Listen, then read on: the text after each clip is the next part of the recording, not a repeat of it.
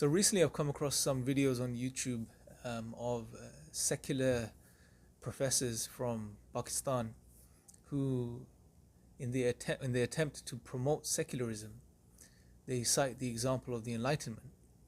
And what they mention and highlight is that prior to the Enlightenment, the Christian world was in dire states. You know, there were a lot of civil wars, there was a lot of bloodshed and infighting and all of these types of things, which is true.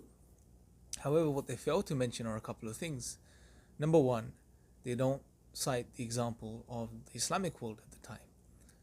They cite that it was due to the Enlightenment that there was great progress, there was peace for a while at least, and there was great progress from the perspective of in the sciences, in philosophy, and so on and so forth. But they also fail to realize and mention that a lot of the enlightenment that resulted as the Enlightenment movement, or due to the Enlightenment movement in the sciences and in different fields and spheres, was due to the Islamic world. A lot of the knowledge was borrowed and carried over and translated and then worked upon.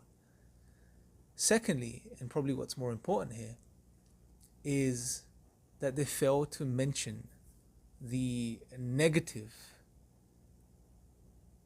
consequences of the Enlightenment movement, which are again very apparent. Something that many of the philosophers of the Enlightenment and post-Enlightenment spoke about and experienced themselves, such as David Hume, for example, who was an empiricist. And because the world had moved away from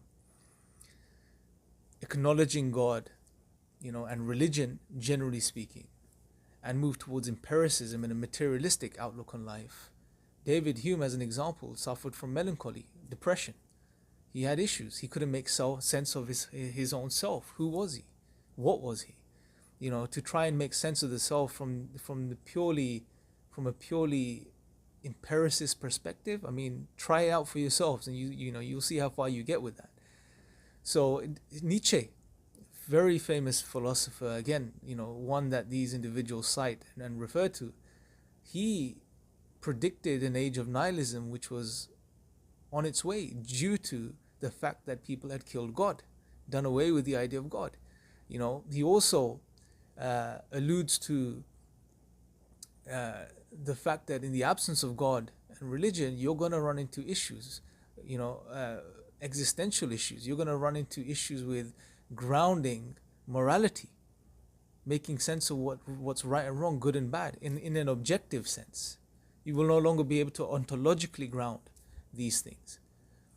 And this inevitably then did result in the period of, in the modern world, all of the World War I, World War II, communism, communist Russia, and all that they did. And even today, we see many of these things at play today. Take, for example, what's happening in China right now. So it's very easy to praise from a secular perspective the Enlightenment movement, but it's important to also see the negatives from it. Something I've spoken about extensively before, which is how the shift in human thinking and the mindset from, as Professor Leo Damrosch puts it, from the vertical plane to the horizontal plane during the Enlightenment, it left humanity in this position where they could no longer make sense of themselves, their purpose. Who are we? Why do we exist? You're not going to find answers to these questions via empiricism or philosophy alone. Because from an Islamic perspective, we realize that we did not create ourselves. So therefore, we can't tell ourselves what our purpose is. We can make up purpose for ourselves, but that's not our real purpose. That's something we just make up just to get by.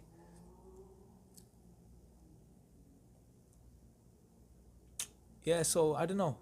I just wanted to sort of mention this. I think, there is a great effort that's at play, and it's been at play for many years, decades, to really put aside the state level, but on an individual level, to secularize the minds of the people of Pakistan, in particular the youth, and university campuses are, hotbeds for this type of activity.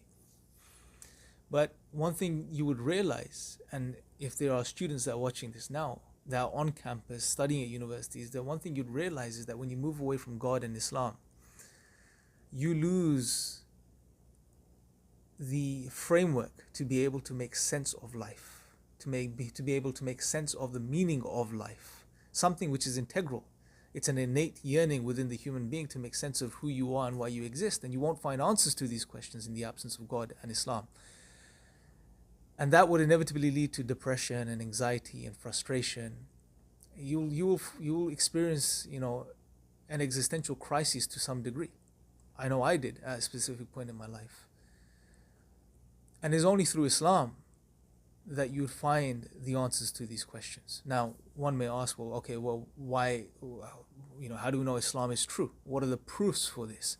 And again, our minds are shaped in a particular way due to the enlightenment, or period, that after that point we developed, and we still hold, and we learn a way of thinking, which is we ask for specific types of proofs. And when we ask for proofs for Islam and God, the assumption there, or the idea behind this asking is, we're looking for empirical proof, but that's not the only type of proof, and it's not in the scope of this video for me to go into details in regards to the proofs of Islam. I have other videos on this channel, and I'll do other videos in the future in regards to this.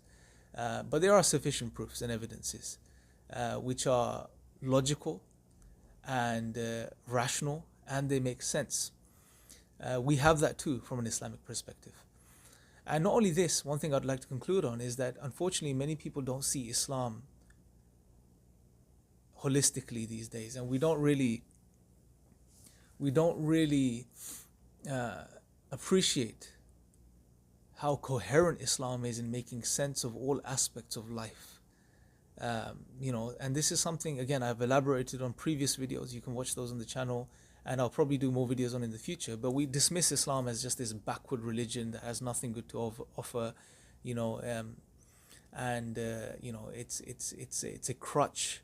It's just something of the past. We don't need it today. That's how we dismiss it. That's how people dismiss it. But when you actually start looking into Islam, and you start to look at what Islam has to say in regards to life, the purpose of life, what it has to say in regards to, many other things. It's all very, very, it's extremely comprehensive, and it makes sense. But anyway, and not only this, it will leave you what I would suggest as a whole human being, one who has made sense of himself from an existential perspective, but at the same time who has the freedom to engage in the sciences and the study of the world and progress from these perspectives, but with the correct understanding and the correct perspective. But anyway, I'll leave you guys with this, and I'll speak to you guys next time, inshallah. Assalamu alaikum.